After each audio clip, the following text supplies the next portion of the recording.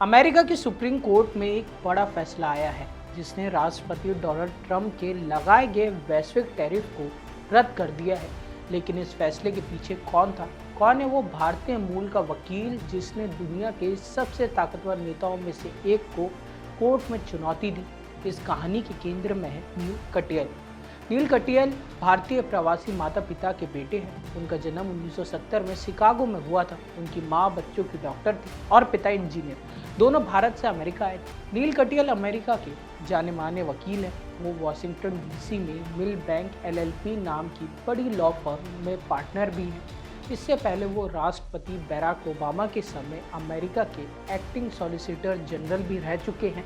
जब ट्रंप सरकार ने कई देशों पर भारी टैरिफ लगाए तो छोटे अमेरिकी व्यापारियों ने इसे अदालत में चुनौती दी। इन व्यापारियों की ओर से सुप्रीम कोर्ट में दलील देने की जिम्मेदारी नील कटियाल ने संभाली।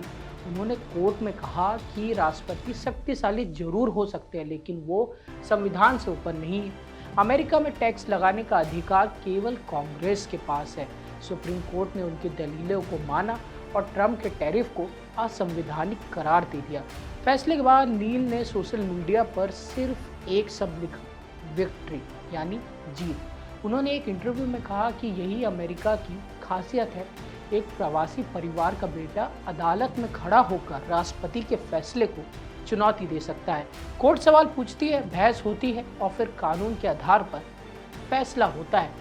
नील अब तक अमेरिका की सुप्रीम कोर्ट में 50 से ज़्यादा मामलों में बहस कर चुके हैं। वो George town university law centre में प्रोफेसर भी रहे हैं और हार्वर्ड व येल जैसे बड़े संस्थानों में भी पढ़ा चुके हैं। ये मामला किसी एक राष्ट्रपति के खिलाफ नहीं था, बल्कि संविधान और सत्ता के संतुलन से जुड़ा था। इस फैसले ने एक बार फिर दिखा दिया है कि लोकतंत्र में कानून सबसे ऊपर होता है, चाहे सामने कोई भी क्यों ना हो। फिलहाल के लिए बस इतना ही। ऐसी खबरों के लिए देखते रहिए India.com।